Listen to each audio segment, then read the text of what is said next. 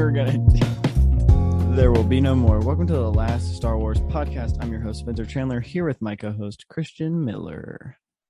There will be no more. Welcome to the Last Star Wars. That was you, Spencer. That's how you sounded, Spencer. Do you want me to redo it? No, that's how you sound. Just no, that's how you sound. Okay. As editor of the podcast, you have no idea what you sound ever. So I thought I'd remind you now. Yeah. Also, how are you doing this week? Because from off podcast conversations that we've had, we're both pretty hyped about Star Wars this week. I'm in an unprecedented Star Wars mood. So much so that we talked about Star Wars for 2 hours last week and didn't record an episode. It was all random stuff though. It was so random. Yeah, we got on a call to record last week. The episodes will still have come out weekly when you're listening, but just know that we were a week ahead and now we're not because we recorded it. We just got on a Zoom call for 2 hours last week and just randomly nerded out about Star Wars for 2 hours. It was great. But other than that, that conversation had a lot to do with Clone Wars and stuff. So I don't think you've talked about this on the podcast, but if you would like to let everyone know what you've been doing this week in your Star Wars adventures that's gotten you so hyped up. Yes, so like not in terms of these Resistance episodes coming out, but in terms of the gap between our last recording, I started watching Clone Wars because I just started thinking about Obi-Wan and Obi-Wan Kenobi, the show, and I don't remember the order. I don't remember if I started watching Clone Wars or started listening to the Force Center podcast again. But I think you did Force Center first. You mentioned Force Center first. Yeah, so I was thinking about the journey of Obi-Wan and wanting to prepare for that. So I just full steam ahead, started watching Clone Wars in the chronological order, which I've never done before. I've only done it based on roughly the season order / the arcs that I like, skipping around and stuff like that. So now I'm doing it from the beginning of the war to the end. And I've just found a lot of interesting stuff, and it's good to remind yourself, like the fact that like even the later stuff that we typically consider as like the best stuff of the Clone Wars, like the beginning is where they established all that, and so really appreciating the first season and the theatrical movie was really fun. And now I'm at the beginning of season 3. Although I've already seen some of the season 3 episodes because some of them are taking place at the very beginning, but yeah, it's been about a season a week, I think. So nice. I'm pretty sure I'm gonna be done by the time Kenobi comes out. Sweet. If I have time, I'll probably do like Bad Batch before that. Yeah. But do you really think Bad Batch? Do you think Bad Batch might show up in Kenobi? No. I'm just thinking about like full animated chronology, and then like do Rebels over the summer. Yeah. But it's probably gonna turn out where I'm gonna like barely get in season 7 by the time Kenobi comes out because next few weeks I'm gonna be busy. Yeah. Well, I mean, it is the end of the semester, and we're both college students, so all that to say, I'm thinking about Star Wars so much. I'm like actually listening to the podcast. Yeah, man. So I have this like weird newfound excitement. Weirdly, the Resistance excitement is sort of at the same level, but I'm excited about other things, and that's fueling my enthusiasm. Please take the mic away from me. I've gotten so much more hype about Kenobi in like the last like 2 weeks.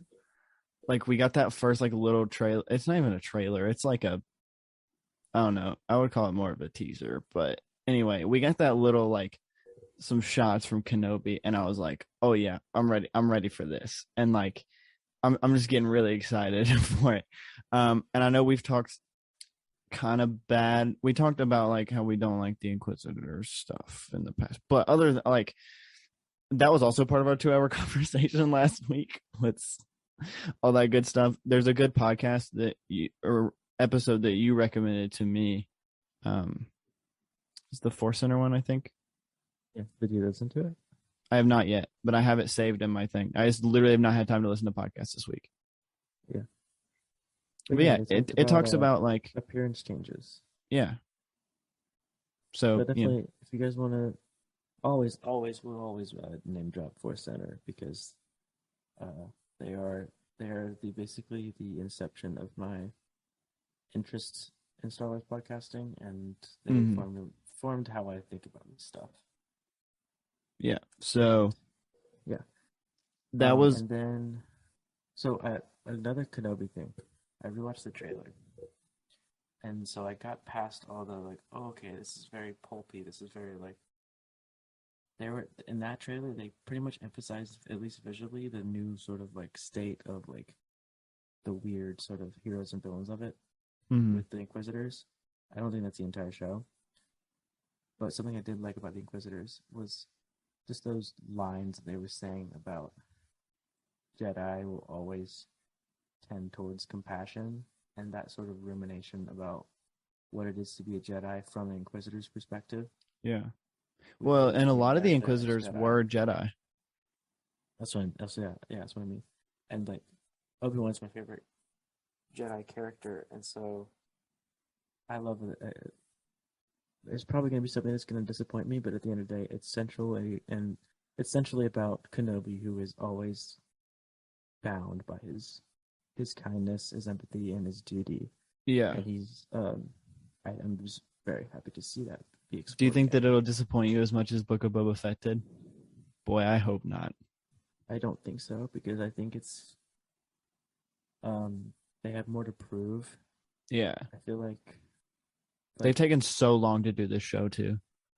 Like they've yeah, literally been writing this show for years. Like, so if they don't have a half decent something going, then yeah. might as well. I remember on my 17th birthday is when it was leaked that there was going to be a movie. Um, that was I'm pretty sure it was like my 16th or 17th birthday, and since then it's shifted into a show Yeah. with two So that, different showrunners.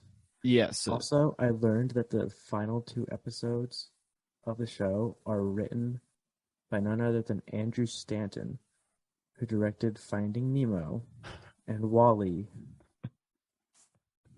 so Deborah Chow still directing all of it? Yes. Awesome. Love to see it. Well, we thought Robert Rodriguez was doing the entirety of Book of Boba Fett until he did 2 episodes. But Arguably the worst episodes, too. yeah, arguably the worst episodes of the whole show were done by him, which is really sad because I really like Robert Rodriguez. But yeah, man, I'm hyped for Kenobi. I'm ready. I'm ready to see. Okay, this is I know it's fan service. I don't care in the slightest. I can't wait for Hayden Christensen as Darth Vader, man. I literally cannot wait. It's gonna be so good.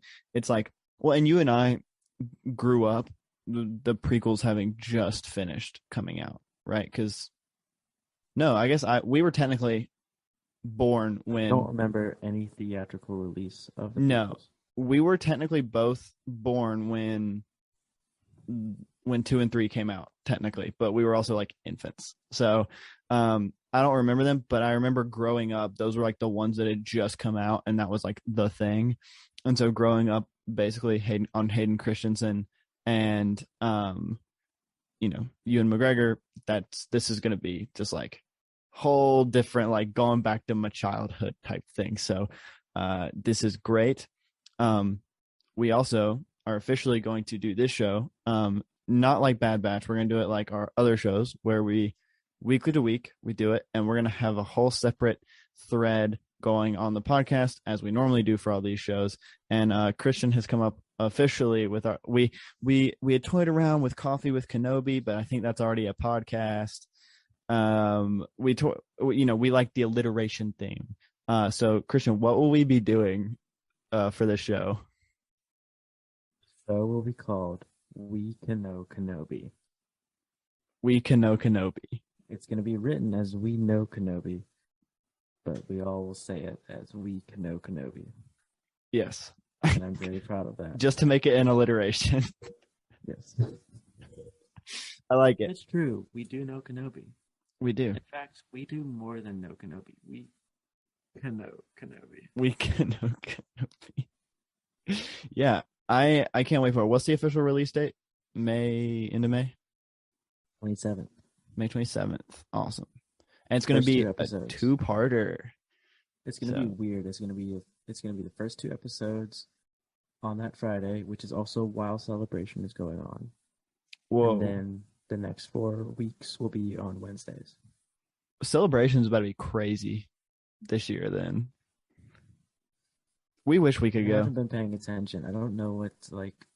I guess we'll get a Cassian trailer. That's all I really care about is the Andor trailer. Yeah, that's probably the biggest thing we'll get. I doubt we'll get any more announcements because there's Maybe already so Bad much. Batch trailer.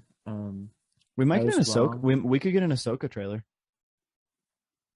Something tiny, I bet. I bet we could get Um, a teaser shot for Ahsoka. I don't think so. You don't think that Last after them? You don't think that after them putting her in Boba Fett for like 2 seconds enough to be like, no, they're not gonna like just give you like a little. They're not gonna just be like, here's a little pinch of Ahsoka at Celebration. I think they could hint at it. I just think that Andor is their priority, That's true. and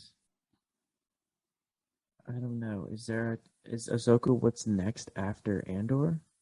I'm thinking like Andor and Mando season 3 are the TV Oh, priorities. you're right. And Mando season 3 just finished production, or Did it? they just finished shooting. Yeah. So that would Well, line up in time for us to get a trailer. yeah. Give it about a month and a half to get a trailer together, because yeah, And I don't know. I haven't been paying attention to announcements, but there will be a very vague movie panel, maybe a cast announcement for Taika Waititi's movie, something like that. I want it. I want to know. I want to know what it's going to be about. Who's going to be in it? Yeah. But another thing, I was wrong about Bad Batch. I was saying that like, well, we don't know. It's somewhere in May. I've been wrong about that. That was never confirmed. That was an assumption based on last season, but the turnaround is not, you know, it's not the same for every year. So like, it's more like a fall release. So Okay, so it's still coming out this year though. yes, Yeah, and we're probably going to do that the same way we did our other one, where we just do a two-parter. We cover the premiere and then we'll cover the rest afterwards. But yeah, Christian, I've been doing something pretty cool this week. Well, the last 2 days. Because I don't know if you know what today is, but today's April the 7th as of the recording of this. And something big happened on April the 5th, which is Lego Skywalker Saga came out, and I had pre-ordered it, the season pass, and I have finished the OT. I finished. I'm proud of that. I think that was worth the house mortgage that you took out. Hey, bro, it wasn't that much. Hey, it's actually cheaper. It's actually cheaper than most season passes for like any other game, but it's also a game made for children. So like, Yeah, imagine saying that in front of like I can't identify, but other people are more serious gamers about like they're always about the up and coming, like the actual like game breaking like stuff like that breaks Elden the Ring. mold. They would probably laugh at you for spending this much on a season pass for a game that they wouldn't. But I guess the thing, we're simple gamers. We like Oh the yeah, very childish, yeah. nothing Like too sophisticated. my friends are It's all. it's all about something more than just the game experience. It's a story thing. It I is. don't It know. is. And so many of my friends are into Destiny, and the new Destiny campaign came out like last month, and they all spent like $80 to $100 on the new game DLCs and stuff. I'm like, that's ridiculous. And then I turned around and spent $70 on a Lego Star Wars game so that I could get all the new character packs that came with it. And Mhm. they're like, why? And I'm like, I don't know. I just it's something I had to do. And I will say one of my favorite things about this game is that if you select Mando as your character, Baby Yoda automatically shows up in his little floating cradle and follows you everywhere. And if you start to aim and shoot, his hatch closes to protect him, and it's really cute. I love it. Love it a lot. I think before we move on, I think the essence of why we love Lego Star Wars is that it plugs into the story of Star Wars while also feeling like you're accessing playing with toys. Yeah. It's like this cross section of like digital experience, like enhancement of the experience of a Well, and also story. you and I are both like Legos a lot in real life, so like this is just what Yeah, we can it's never like, truly do with our Legos when we were kids. yeah, basically, it just feels like it feels both part of this like it's rooted in physical things that we've enjoyed about fandom, but also Yeah. whatever the spiritual gaming thing is that I can't. It's also a What is that great zone? What is that zone where you're playing games for like 5 hours? What would you call it? fun. I don't know. All I gotta say is so I'll go ahead and announce this. We're gonna do a YouTube exclusive video. So if you guys we're Christian and I are gonna play through the prequels. The whole prequel. I have not touched the prequel trilogy yet. I started on the OT because Christian and I are gonna play through the prequel trilogy together in person, and we're gonna record it. It's not gonna be like a let's play. It's not gonna be like that. It's just gonna be like we're just two friends playing Lego Star Wars because we're weird. While you eat lunch. Yeah. And so like if you want to see that, it's probably going to come out on Sunday of this week when you're listening to this. And it's just going to be fun. It's just going to be us sitting down playing the new, and we'll be so late to the game, I know, because everyone will have their Let's Play up already, but we don't care. We're doing it for fun. It's going to be a YouTube exclusive. So go check it out. Last Star Wars podcast on YouTube. It's going to be great. The only thing I have to say about this game, the free roam is fantastic. The free roam is actually fantastic. You can act. You were right. Your original hypothesis of this game was right. You can literally just leave the level. Really? Like, wait, did I predict that? You said that it seems like you can do this, and so if you finish like a main task in the level, it then makes you go to another part of the level, and you can just leave. And when you get to that point, it'll say, "Hey, do you want to continue the level?" And you have to press yes, because it will just let you go do it.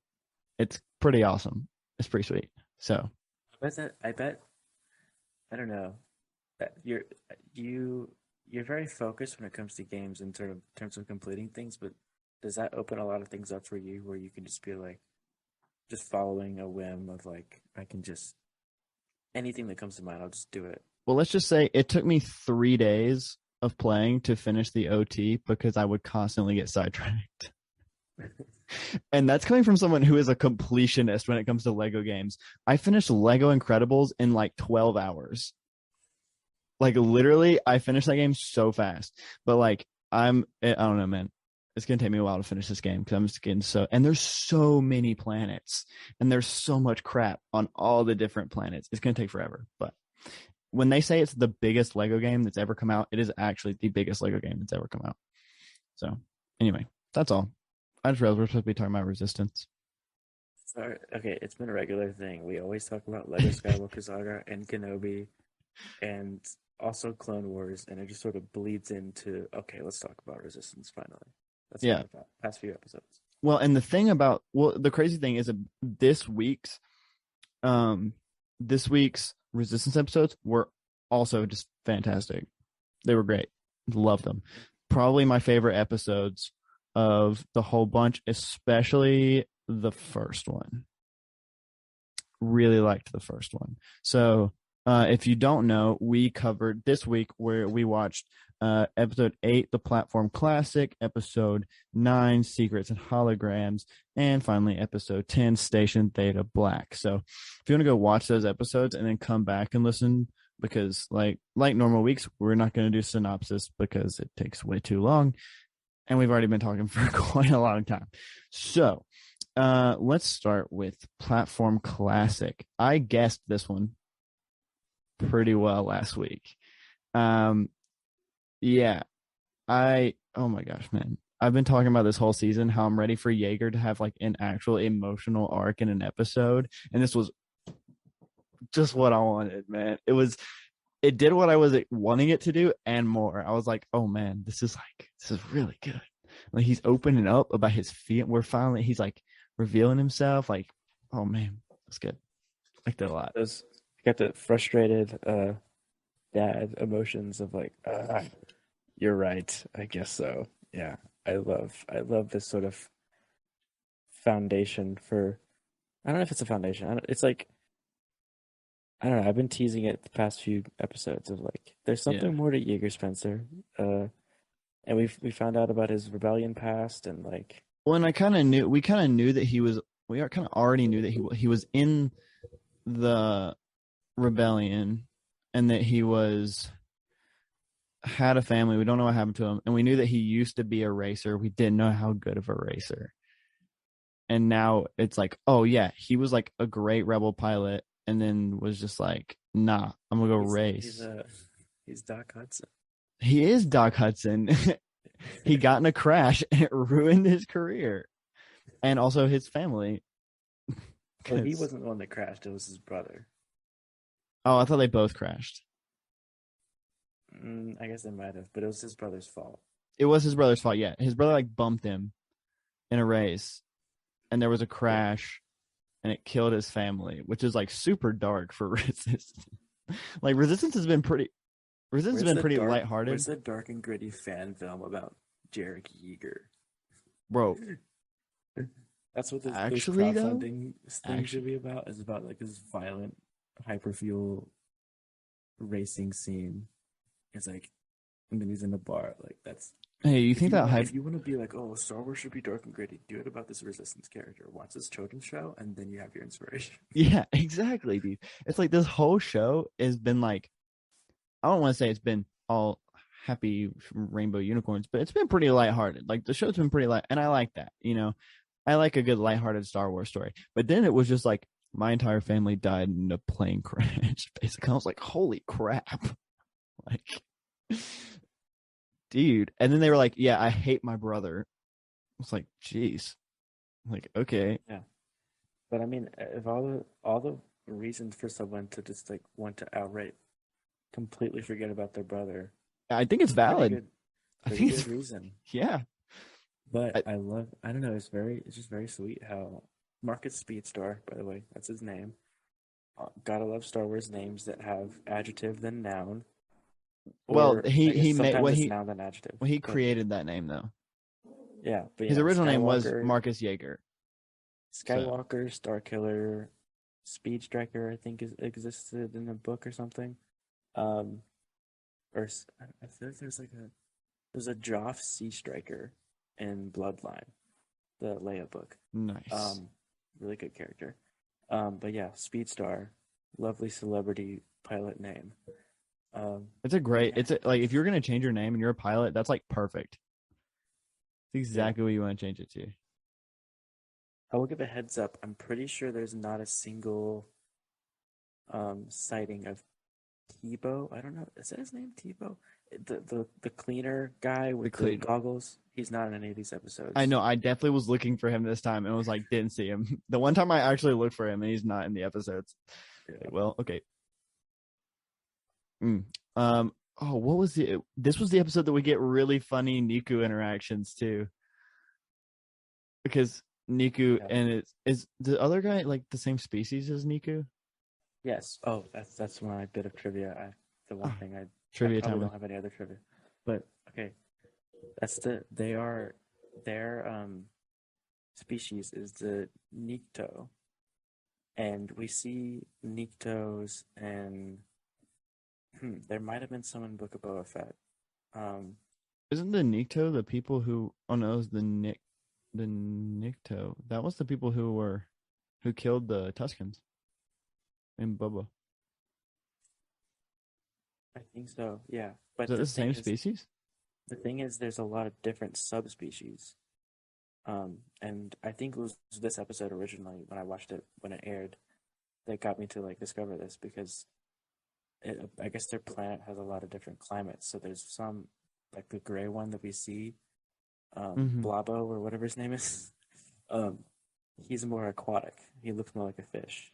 Yeah. And then Niku looks more like a reptile, and then other ones look more like more dried up, I guess. More like arid climates. And I think the full name for Niku species is like Kadasa Nikto. So like they even have like this naming system. That's cool. Yeah. So he is the exact same. Yeah, he's Kadasa Nikto. That's cool because that's weird because he's the same species as the people who killed Boba Fett's tribe that we like hated. Also, isn't there a Jedi that's Nikto? We don't normally see that much variety, you know? Yeah. Even like their features, like we see different colored Twi'leks, but like they're Leku maybe different lengths, but that's about it. or like Rhodians, they always look pretty much the same, but like Nikto all have different colors and different fin shapes and stuff like that. That's cool. I like that. I literally would never guessed that he was Nikto unless I looked it up. Some of that's the translation of animation. Sometimes it's hard to tell. Yeah, but like the other Nikto have like horns growing out of their head. Like the ones that we are most familiar with have Can you horn. pull up? Can you pull up Boba Fett Niktos? I need to see any reference for that.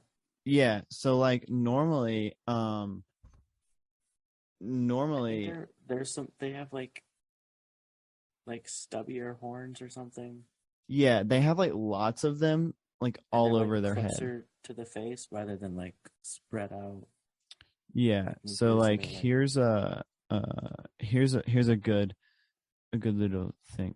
I totally forgot how to screen share until like just now. Yeah, so here's like what they look like in Book of Boba Fett. They have those little thingies, and yeah. then they also can look like this. They got little horns across their face. Yeah, Yeah, it's almost like as they get, it seems like these are built for like drier climates, so like it's like shriveled up more, and then like the ones in like for wetter climates are like it's all yeah. spread out more like a lizard. This is the Jedi Nikto that we see in Clone Wars. You know what his name is? I forget his name. His name is I'm a gonna die. That is right. That's I'm a gun die. I knew that. I forgot. There's a Jedi called I'm a gun die, and he literally dies in like the first like Yep. 10 minutes of the episode. It's that. Yeah, it's about 10 minutes. Yeah, midway through, and like that was just his. That was just Filoni's little pun, I guess. Where like, all right, this Jedi is he's at this point of the battle where like they're just losing, so I'm just gonna name him I'm gonna die. I'm a gun die. I always found that hilarious. He gets such a bad rap. He was doing his best, and we never get to see anything of his character Yeah, besides he's a dying. Kajainsa Nikto. That's what he. Dude, one day I'm gonna know all the different subspecies of Dude, Nikto, if you do, that will be sick. and I'm gonna be a totally cool person for doing it. Yeah.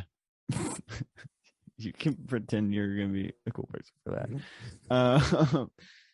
Yeah. So anyway, back to this actual episode. Yeah, this was just a great. I don't know. I don't know what else to say about it. Like the race was cool. I love that they're just like the funniest thing for me. It was watching the race, and it's like, don't all the racers share the same comms?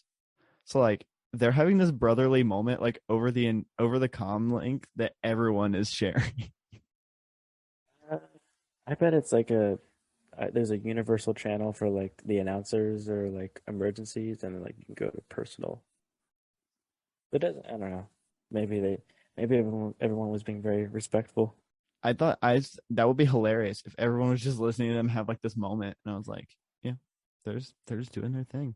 That's why they all lagged behind, except for Griff. Of like, let's just like let them destroy each other, and then maybe we'll win. Uh, I also want to know this. I also want to know, so why? Hear me out. Why could Jaeger not have just won and given his brother the money? that's what I was thinking about because like as I was trying to I was remember like, the plot, I was like, wait, is there a point where Marcus tells him the deal and then he says, "I'm gonna win the money for you"? I was like, no, that's not how it goes. So then he no, loses. I think it's like a pride thing. Him doing that was like he had to let go of the feelings and of resentment, and so for him to do that, he had to let go of winning, of yeah, proving that he's better, and then letting go of that like resentment of him and like allowing Marcus to just continue to be like the winner in everyone's eyes, but also that's just an expression of Marcus bettering himself, I guess. yeah. That was yeah. That's literally the only thing I was just thinking. Like, why could Jaeger not have just won? Because like he was bragging the whole time about he's a better racer, and he obviously should have won. But like, I don't know, it was funny. Isn't it cool that like the platform classic is all about racing for a bit and then just going up turning off your engines and going down, but like you have to land in a specific spot in order to turn your engines back on. Yeah, like, or you have to like eject so you don't die. Yeah, I really felt those stakes. It honestly like it's about the closest thing they get to like making it feel like a pod race, where it's like where you get the sort of deadliness of it, Mm-hmm.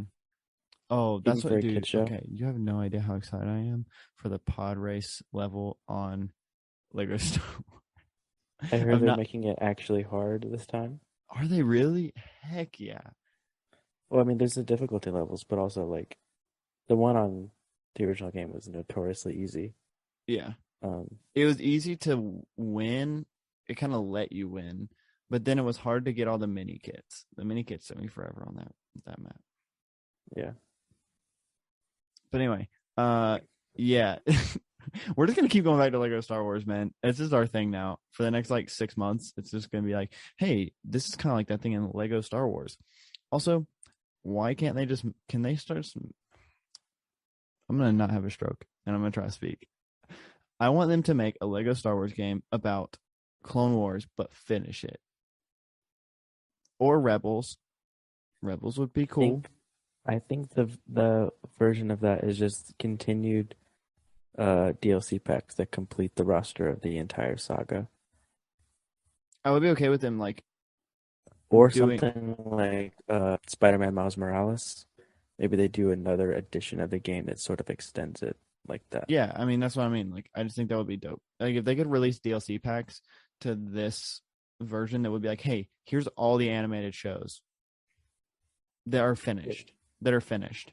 With like at least one level per property.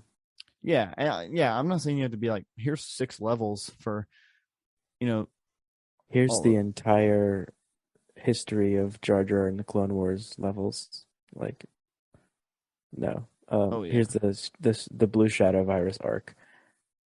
But like, if they did the Darkness on Umbara arc, I just that thought would be about the cool. fact that in when we play Phantom Menace, Jar Jar can talk now in a Lego game.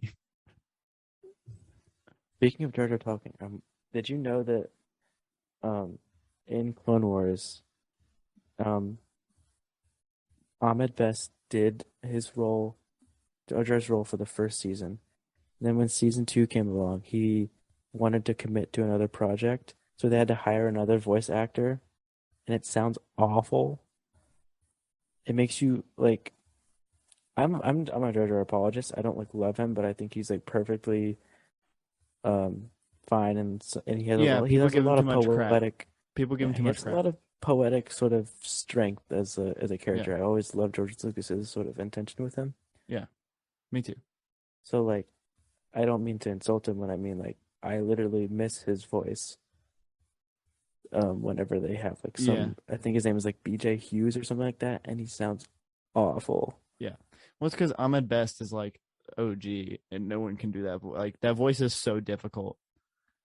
Like, it's such Mhm. a weird. That's such a weird voice, and no one will ever do it like Ahmed Best. And I mean, it's literally the same thing as like the fact that D. Bradley Baker will be literally recording stuff for George Lucas until the day he dies. Like just because no one else can do it like he can. Um, I also have a cool voice actor shout out when we get to the 3rd episode. You probably know what I'm gonna say, but anyway, Oscar Isaac, Gwendolyn Christie. no, I'll tell you when we get there. I do love that both of them came back for this show though. That makes me very happy. We've talked about the fact that Oscar Isaac came back. That's the other thing, bro. I Oh, can't. I know what you're talking about. Never mind. Here's the other thing.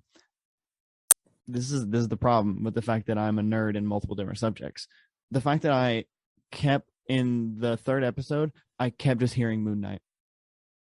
Sorry, I just picturing Moon Like Knight. that's My like Poe is just another shade of Midnight. like Poe is another shade of Moon Knight, and like I kept like waiting for him to like do the hood thing, and I was like, oh yeah, this is Star Wars, not Moon Knight, because yeah.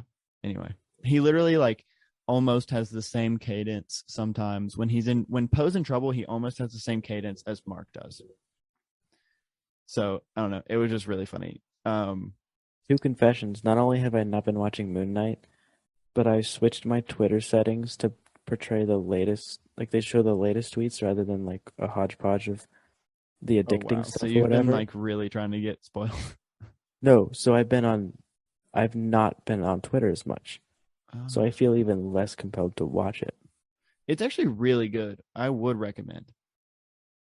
I think I'll catch it when it's done. It's one of my Stay on target. Yeah, we'll go back to Stay on Star Wars. We'll target. go back to Star Wars. We'll go back to Star Wars. All right. We now get our second episode, Secrets and Holograms. Um, this is a good spy episode. And I was right about this one too. I said this was going to be a spy episode, and I knew it. I said they were going to figure something out about the First Order, and we done figured it out, and we got our boy Frodo back in the show. That was so funny. I cannot believe that Jace Rucklin is now like basically a waiter for the aces. I love how much of a loser he is, but like he's convinced that he's not. Yeah. And then like Kaz is like a pretty cool, confident person who can't convince anyone that he's not a loser. Yeah. We also get a really funny hype phase on moment in this episode. I was like, I don't fully remember. he's just standing up telling a story to another racer who could not give a crap. Yeah. And he's like using a hologram to like show what he's doing, and the other dude's like, I don't care. And Hype's like, no, bro, it was sick. And he's like, waiter, bring me my stuff. And Jace is like too caught up with Kaz, and then he just gets yelled at by Hype Phase on for being slow. I'm like, that's pretty awesome. I love it. Hey, we figure out that freaking Commander Doza was Imperial. Yeah, what do you feel about that? I kind of saw it coming. His hat. I mean, they were teased that his whole uniform is already kind of Imperial, and his hat is literally the same shape. No one has ever worn that shape hat except for Imperial officers. Like that's I forget. Did I tease you of that? Like you no, asked you me didn't. like You didn't. didn't you ask me though, like, is he Imperial or like is I there a may reason why he looks like that? I may have asked you about it, but you definitely didn't be like, yeah. I think I diverted the question. I was like, yeah, he looks very much like a sea captain. Oh yeah, that's right. But yeah, I totally saw it. Like It's very naval. the second I saw his hat, I was like, it's an Imperial officer's hat that's painted blue.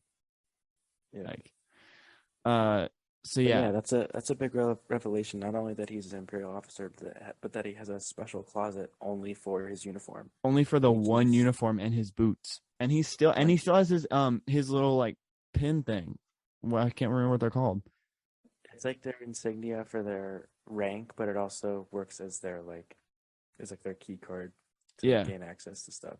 yeah, he like still has it, which is kind of weird because it's like when you still get your key card that you could scan into the Death Star, man. Like it's a little weird. Yeah, it means he's nostalgic. It means that it's something that he can hold on to. Because there are things about his past, um, not like evil things, but like things that we don't know that like contribute to his sort of. I think this is just me sort of extrapolating, but that I think inform his desire to rely on that comfortable past that he had as an honorable Well, and imperial. it almost gives me more questions about him because now I'm just like, well, why in the world is he? Either A, why has he not been working with the First Order the whole time? Or B, why is he working with the First Order at all? He's a businessman. I know, but like, it seems like He's it's like when people feel like people like I don't it's not the term's not used very much nowadays, but like around like 2012 there's the idea of like a post-racial America where racism no longer is a thing. It's like he's in a post Civil War, galactic Civil War sort of thing. Where it's like there aren't any conflicts. No, there's no big bad powers or rebellions. There's no conflict. There's just me and my self-interest, and I'm not doing anything bad. I'm not trying to be super pure and good either. I'm just existing. I also forget that people didn't really take the First Order for anything. at the beginning. Like at this point, that's the entire show here, though. yeah, that's what I kind of am forgetting is because when we first see the First Order in the movies, yeah, it's like, oh, they're established. They're basically the New Order, and they destroy the remnants of the New Republic in like the first little bit of Force Awakens. It's like one of the first things we see them do is destroy all the planets.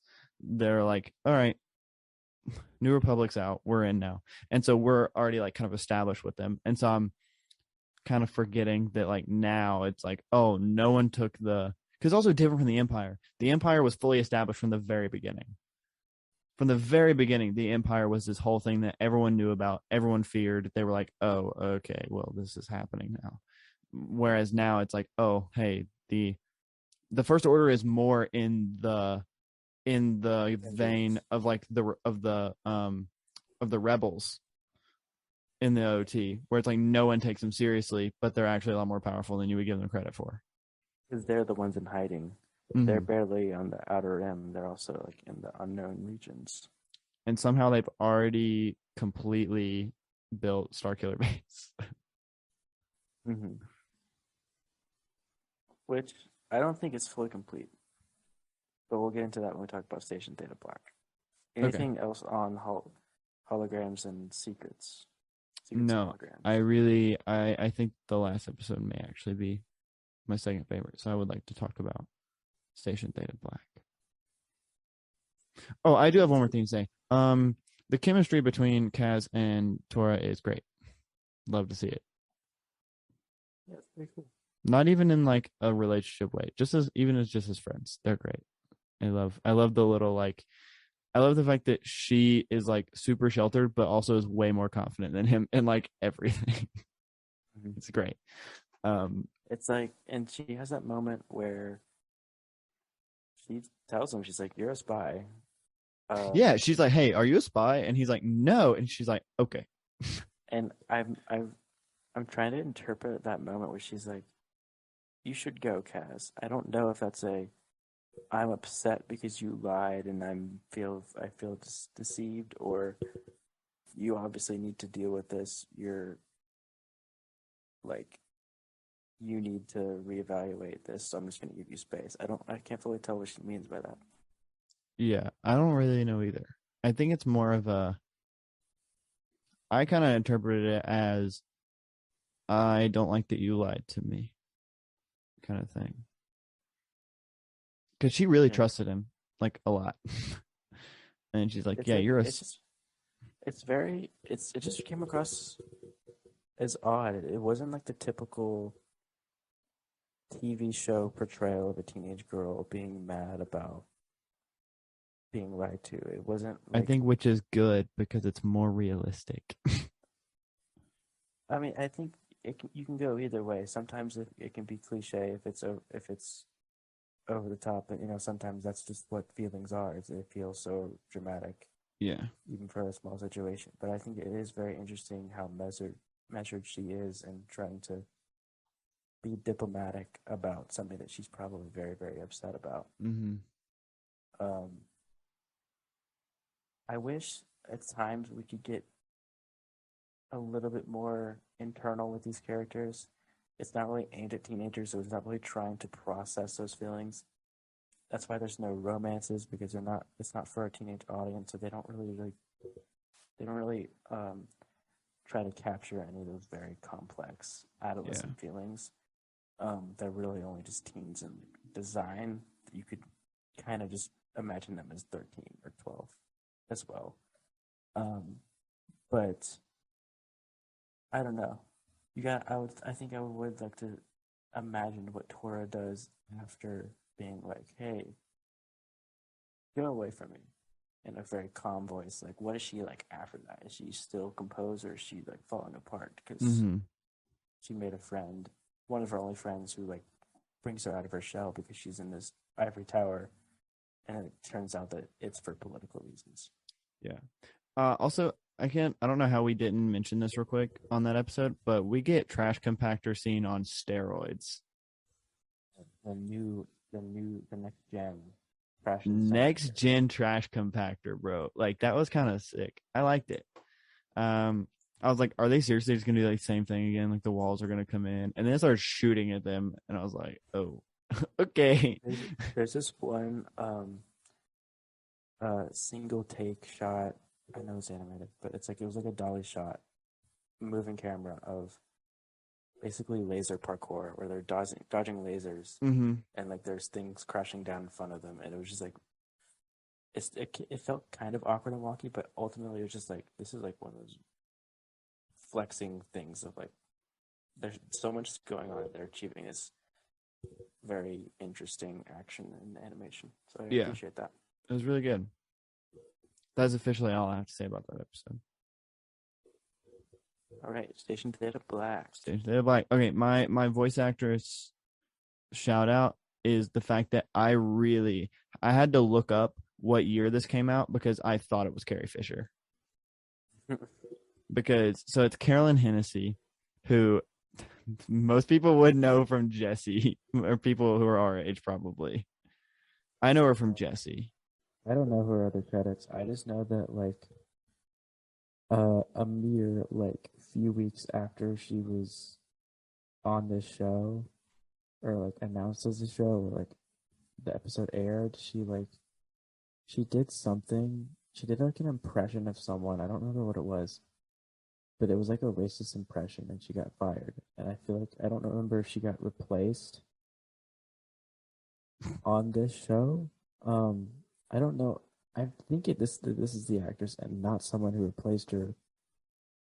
I think there's only one. I don't. Anyway, there was just like a thing 2 years ago where like a voice actor for Leia just immediately lost one of the best gigs of all time. It says that she did this show in 2018 and 2019. So I don't know though. I don't know. Now I feel bad for giving her a shout out. But anyway, she plays Mrs. Chesterfield and Jessie, and I think that's really funny. But also, she sounds just like Carrie Fisher in this episode, and I was like, "Wait, Carrie Fisher had definitely passed away before this came out," and I was right. But yeah, so that was pretty awesome. Yeah, man, this episode was. Why am I getting a Secrets of Dumbledore ad? I don't want it. This was a cool episode. There's a lot of there's some callbacks to the OT. Maybe it's on purpose, maybe I'm reading too deep into it, but I think, Kaz using an asteroid as a shield definitely is very similar to Han docking on the asteroid to get away from the Empire. Yeah,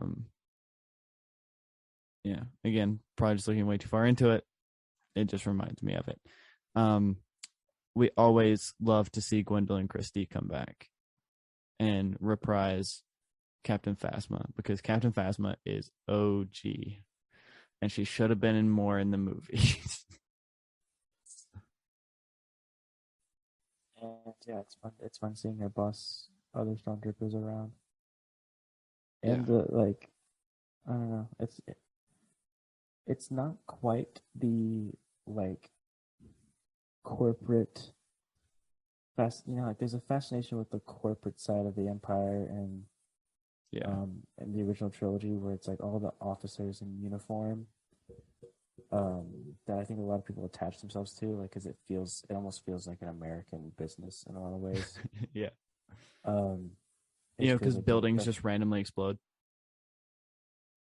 yeah, and you have to decide whether or not to destroy one of your own buildings. Um, The in the CIA. interest of the battle. But you know what I mean? It's like it feels like Yeah. this white collar thing. Yeah.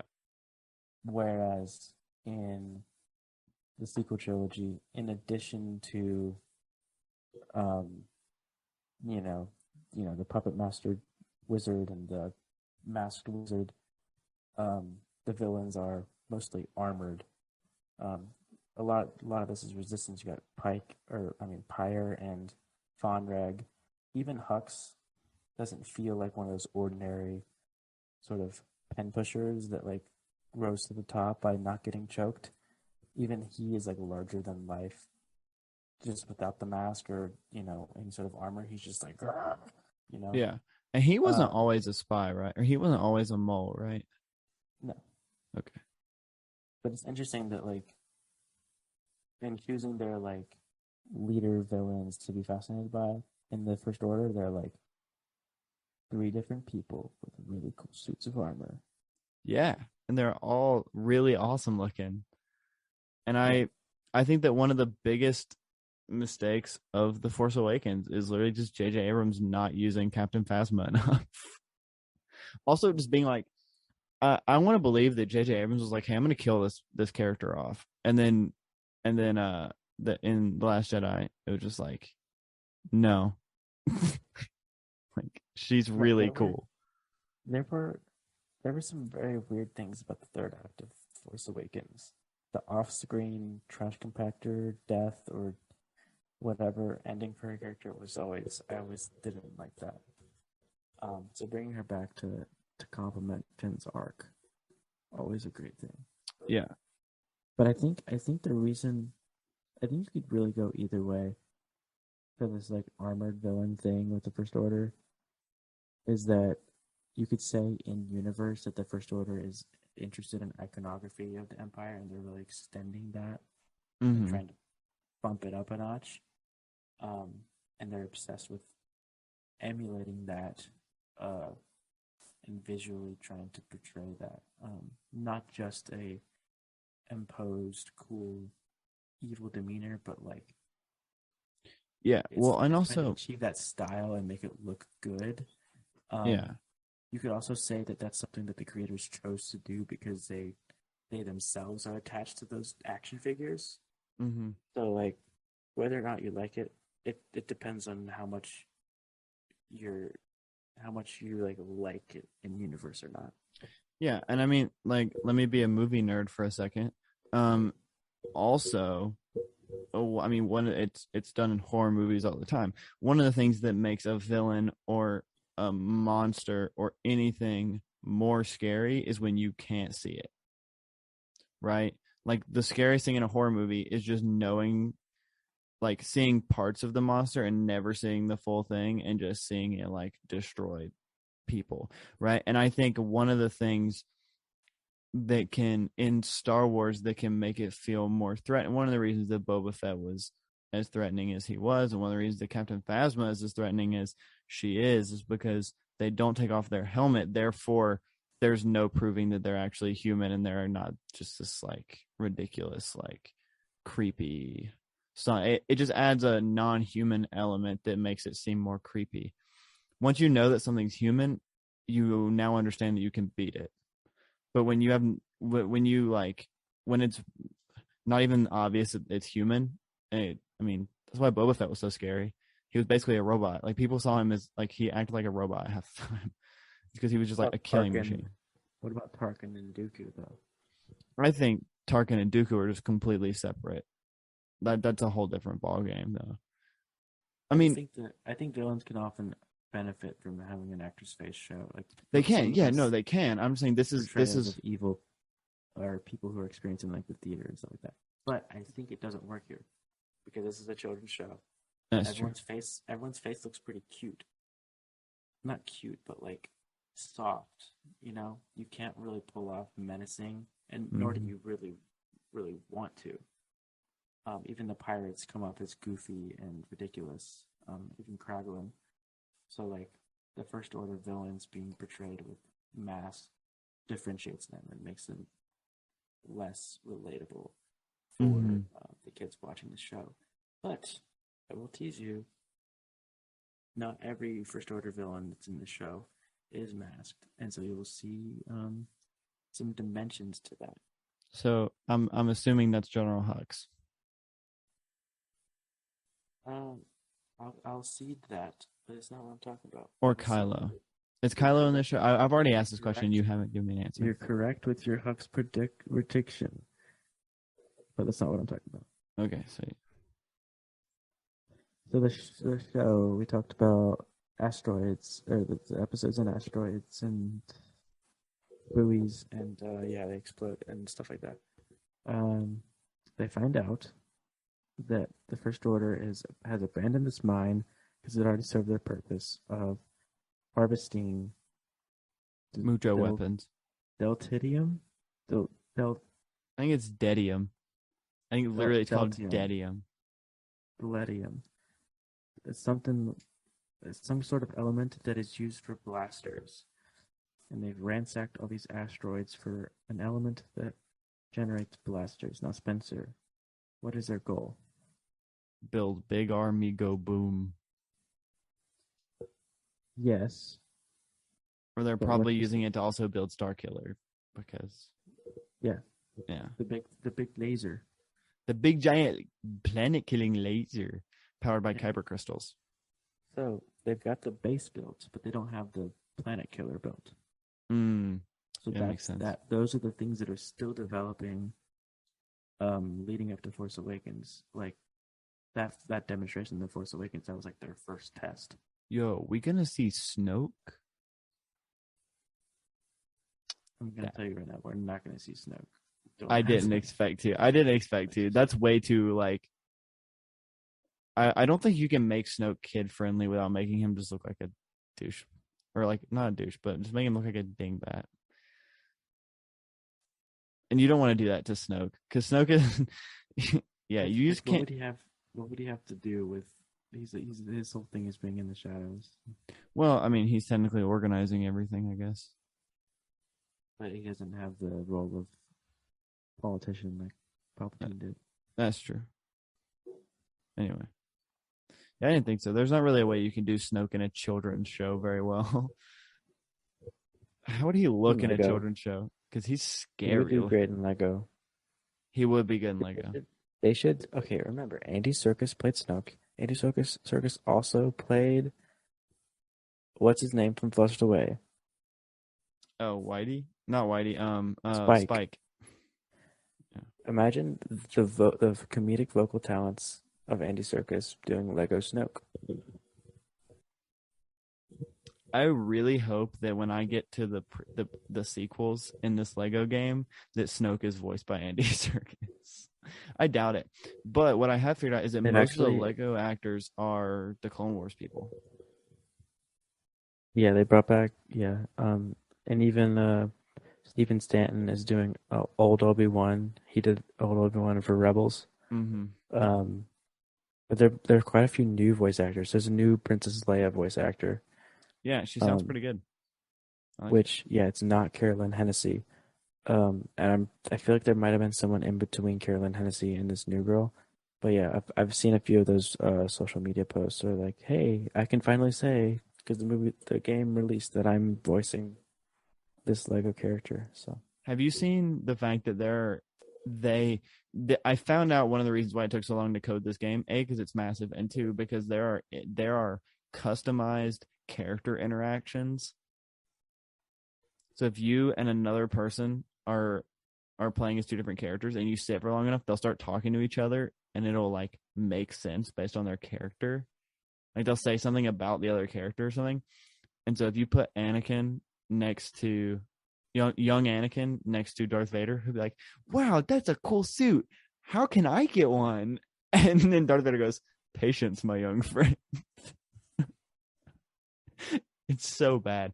Also, if you there's a special version of Anakin with yellow eyes, apparently for Revenge of the Sith. If you put him next to duel with Obi-Wan, yeah.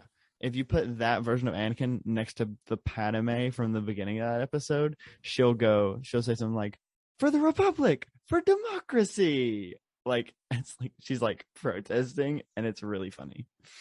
Anyway. Wait, she says the quote that Obi-Wan says when they're fighting. It's not like she's yelling at him. It's like she's like talking to like a big group of people going, "For the Republic, for democracy," and it's really funny. That's like hearing. That's like if I don't know, like a big dramatic relationship thing, like quote from someone is ended with "Give me liberty or give me death." Yeah, like if Obi-Wan is quoting a protest that a politician does. That's funny.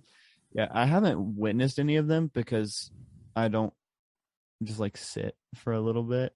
Also, C-3PO is not as OP as we thought he would be. I think he's still more valuable than. Then he used to be? Yeah, for sure. Yeah, I mean he's not invincible. He can still be killed, but like he can run. Yeah, He and can go fight. in small spaces. Yeah. Anyway, do we have anything else to say about the actual episodes of the show we're supposed to be reviewing on this episode? Something I liked about Kaz's arc in this episode is he learns how to embrace his own style of like awkward fighting or awkward evasion, and that first he hides in like this crevice of a hallway and then like deals with the stormtroopers later. And then when he's flying out with the X-wing, he hides in the asteroid because he knows he can't outrun it, outrun the explosion. So he's getting comfortable with his limitations and just working around that, Mm-hmm. which I think is cool. And then the final, not the final action sequence, but the one like still on the base, on the like rafters. That was the inspiration for the climax of the Batman. Yeah, it was. Yeah, I think Matt Reeves just really likes Resistance. Yeah. Anyway, is there anything else? It's actually on his letterbox. It's the only thing he's rated. Oh, he rated it 5 stars. Yeah. All right. Well, I guess that's it for this episode. How you wanted to talk about Station Theta Black? What have you even said about this episode? We went on a long talk about. I said I genuinely liked it, and I liked it because of just I love Captain Phasma. And we had that whole conversation about Captain Phasma. Remember? Yeah. BB-8 is back in this episode. Wait, no, he's on every episode. CB-23 goes back. Reunited with BB-8 in this episode. Yes. Isn't that okay? Did you think it was cool that she could remotely pilot an X-wing? Yeah, that was pretty sick. I guess I was like, I guess they're like linked somehow. Yeah, they had a shot of the cockpit, and it showed a little graphic of like both X-wings like turning yellow. Oh yeah, I remember that. That's sick. I always love those Star Wars graphics that they put so much effort into. Like, me too, man. It's one of those things where it's like, you don't have to go like this hard on making like cool graphics on the inside of ships. Like, we get it. You can just put blinky lights, and we're like, sick. Looks cool, thanks. But like, they make it like to where like the Millennium Falcon, like originally it had like a soundboard or something. Yeah, I think it was originally a soundboard, but then like all the switches like do things, and like they keep consistency too. It's not like they just like randomly. It's not like Harrison Ford's in there randomly pulling buttons. If you watch it, he's pulling the same buttons and switches every time. It's like consistent, and it's like that's attention to detail. Anyway, thank you for listening to this episode of the Last Star Wars podcast and our Resistance rewatch for the first time. We're not going to go into that whole thing again like we did last episode. If you'd like to find us on social media, you can find us on Instagram and Twitter at Last Star Wars Pod, or on YouTube and Facebook at The Last Star Wars Podcast. If you'd like to email us anything, you can email us at laststarwarspod@gmail.com, and we would like to read all your very nice emails to us if you would send them. I'm not going to say a lot about it, but Christian and I may or may not be planning something pretty cool for the future that's brand new to the podcast.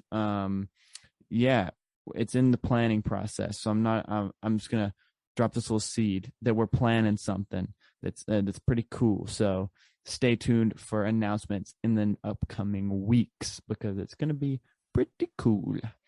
Anyway, last but not least, go to the first link in the description, StarWarsNowThis.com, where you can find as many Star Wars podcasts as your heart desires. And also, it's just a great community on there, so go check it out. Thank you for listening to this episode of the Last Star Wars podcast, and we'll see you next week.